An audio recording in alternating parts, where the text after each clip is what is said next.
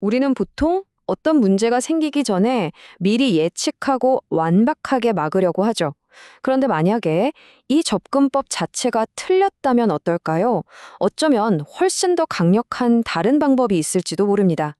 오늘 그 가능성에 대해 한번 깊게 파고 들어보겠습니다. 자, 한번 상상해 보세요.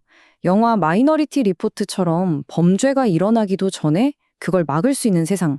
정말 꿈만 같죠? 실제로 기술이 우리에게 이런 완벽한 안전을 약속하는 것처럼 보였던 때가 있었습니다. 바로 예측 치안이라는 아이디어로 말이죠. 첫 번째 파트입니다. 예측이라는 꿈. 데이터와 치밀한 계획만 있으면 완벽하고 안전하고 질서 있는 세상을 만들 수 있다는 아주 달콤한 약속에 대한 이야기입니다. 이 예측하고 예방한다는 논리가 단순히 경찰 활동에만 국한된 얘기가 아니에요. 재난을 막기 위해 더 높은 댐을 쌓고 주택 문제를 해결하겠다고 거대한 계획을 세우는 것까지 우리 사회 곳곳에 아주 깊숙이 스며들어 있습니다. 위험이라는 걸 아예 없애버리겠다. 얼마나 매력적인 목표예요. 그쵸? 그리고 처음에는요, 이게 진짜 되는 것처럼 보였어요. 미국 LA 경찰이 프레드폴이라는 예측 시스템을 도입했더니 절도 범죄가 무려 13%나 줄었다는 보고가 나왔거든요. 이 신기술에 대한 기대감이 그야말로 하늘을 찔렀죠. 자, 그런데 여기서부터 이야기가 좀 달라집니다. 미래를 완벽하게 통제하려는 우리의 시도가 오히려 예상치 못한 더 위험한 결과를 낳는 현상, 바로 예측의 역설을 들여다볼 시간입니다. 바로 이 질문이 모든 예측 시스템의 아킬레스건을 찌릅니다. 만약 우리가 예측의 근거로 삼는 그 데이터 자체가 처음부터 한쪽으로 기울어진 거라면 어떻게 될까요? 이게 바로 자기 실현적 예언이라는 함정의 시작입니다. 이 피드백 루프가 정말 무서운 거예요. 한번 보세요. 과거에 특정 지역을 집중 단속했던 데이터가 있어요. 이걸 알고리즘에 넣으면 당연히 그 지역을 위험 지역이라고 예측하겠죠? 그럼 경찰은 또 거기로 가고 더 많은 사람을 체포하게 됩니다. 결국 알고리즘은 내 예측이 맞았네? 하면서 그 지역을 더더욱 위험 지역으로 만드는 거죠. 이게 뭐랑 똑같냐면요. 열쇠는 저쪽 어두운 데서 잃어버렸는데 가로등 불빛이 비추는 여기만 계속 찾는 거예요. 왜? 그냥 여기가 밝으니까. 결국 기존의 편견만 끝없이 강화시키는 셈입니다. 사회학자 루하 벤자민의 이 말이 정말 핵심을 찌릅니다. 기술이 새로운 편견을 만들어내는 게 아니라는 거예요. 이미 우리 사회에 존재하는 편견을 그저 데이터와 알고리즘이라는 과학적인 이름으로 포장해서 더 강력하게 만들 뿐이라는 거죠. 자, 이번엔 재난관리 쪽으로 한번 가볼까요? 바로 제방의 역설입니다. 아주 튼튼한 제방을 쌓아두면 사람들이 이제 여긴 절대적으로 안전해 라고 믿고 제방 바로 뒤에 더 비싼 집을 짓고 더 많은 투자를 하겠죠? 그러다 정말 만약에 예측을 뛰어넘는 거대한 허리케인이 와서 그 제방이 무너지면 어떻게 될까요? 피해는 상상 이상으로 커지게 됩니다. 안전하다는 믿음이 오히려 더 큰 재앙을 불러온 거죠. 허리케인 카트리나 때 뉴올리언스가 바로 그랬습니다. 그럼 도대체 예측은 왜 자꾸 실패하는 걸까요? 여기서 우리는 난제, 영어로 wicked problems라는 아주 중요한 개념을 만나게 됩니다. 전통적인 방식으로는 절대 풀 수 없는 문제들이죠. 난제라는 건 한마디로 정답이 없는 문제예요. 주택 문제가 뭐냐라고 물으면 사람마다 답이 다 다르죠.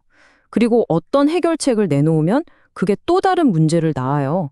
이렇게 복잡하게 얽혀있는 문제에 마스터 플랜 하나로 해결하겠다는 발상 자체가 처음부터 실패할 수밖에 없는 운명이라는 걸 이 개념이 잘 보여줍니다. 우리나라 부동산 정책의 역사를 보면 이게 정말 명확하게 드러납니다. 공급이 부족하다 해서 공급을 늘렸더니 가격이 더 오르고 투기가 문제라 해서 투기를 막았더니 오히려 폭등하고 수십 년 동안 전문가들이 머리를 맞대고 완벽한 계획을 세웠지만 결과는 보시는 것처럼 계속된 롤러코스터였죠.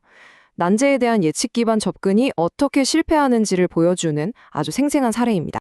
자, 그럼 이제 어쩌란 말이냐. 여기서부터가 중요합니다. 실패를 막으려고 발버둥 치는 대신 아예 실패를 견디고 거기서부터 다시 일어서는 시스템을 만드는 것.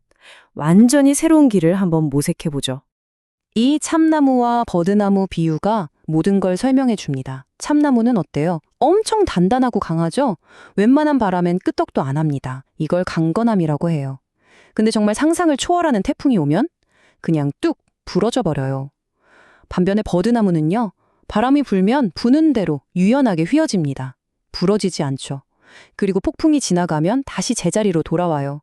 이걸 바로 회복 탄력성이라고 부릅니다. 회복 탄력성이란 바로 이런 겁니다. 단순히 충격을 받고 원래 상태로 돌아가는 걸 넘어서요. 그 충격을 딛고 오히려 더 강해지는 것, 더 나은 상태로 성장하는 힘. 이게 바로 회복 탄력성의 핵심입니다. 그럼 이 회복 탄력성은 어떻게 키울 수 있을까요? 여러 가지 방법이 있지만 핵심은 이겁니다. 다양한 선택지를 가지고 만약을 대비한 예비 장치를 마련해 두고 또 한 군데가 무너져도 전체가 마비되지 않게 하는 거죠. 모듈성. 여기서 재밌는 게 뭐냐면요. 이런 것들이 평소에는 좀 비효율적으로 보일 수 있다는 거예요. 하지만 진짜 위기가 닥쳤을 때 우리를 구해주는 건 바로 이 비효율입니다. 좋아요. 개념은 알겠는데 그럼 이걸 실제로 우리가 마주하는 문제들에 어떻게 적용할 수 있을까요? 앞서 다뤘던 치안, 재난, 그리고 난제의 이 새로운 적응의 관점을 한번 적용해 보겠습니다. 이 표가 두 접근법의 차이를 아주 명확하게 보여주죠. 완벽한 예측에 의존하는 대신 지역사회와 관계를 맺고 빠르게 대응하고 작은 실험들을 통해 계속해서 배우고 조정해 나가는 방식으로의 전환입니다. 네, 그러니까 치안 분야에서는 이제 범죄가 어디서 일어날까를 맞추는 데 돈을 쓰는 게 아니에요. 그 대신 지역 주민들과 끈끈한 신뢰를 쌓고 실제 사건이 터졌을 때 더 빠르고 효과적으로 대응할 수 있는 시스템을 만드는 데 집중하자는 거죠. 회복 탄력성 접근법의 정말 교과서 같은 사례가 바로 일본의 재난관리 시스템이에요. 이 차트를 보면 완벽한 예방이라는 헛된 꿈 대신에 재난은 반드시 일어난다는 걸 전제로 하고 있어요. 그래서 재난이 일어나기 전에 준비와 훈련에 압도적으로 많은 노력을 쏟아붓는 겁니다. 난제에 대한 적응적 정책에 아주 훌륭한 사례도 있습니다. 스웨덴의 연금 시스템인데요. 한번 정해놓고 끝나는 게 아니라 평균 수명이 늘어나거나 경제 상황이 바뀌면 거기에 맞춰서 연금 수령액과 시기가 자동으로 조정돼요. 매번 정치적으로 싸울 필요 없이 시스템이 알아서 현실에 적응하는 거죠. 정말 똑똑한 방법 아닌가요? 결국 오늘 이야기의 핵심은 바로 이 두 가지 사고 방식의 차이입니다. 왼쪽은 실패를 어떻게든 피하려는, 그래서 작은 충격에도 깨지기 쉬운 취약한 세상이고요. 오른쪽은 세상은 원래 불확실하다는 걸 인정하고 실패를 딛고 더 강하게 성장하는 회복 탄력적인 세상입니다. 마지막으로 이 질문을 여러분께 한번 던져보고 싶습니다. 어쩌면 우리 주변의 많은 문제들의 해답은 완벽한 예측이 아니라 어떤 일이 닥쳐도 다시 일어설 수 있는 힘, 바로 그 회복 탄력성을 기르는 데 있는지도 모릅니다. 한 번쯤 깊이 생각해 볼 문제입니다.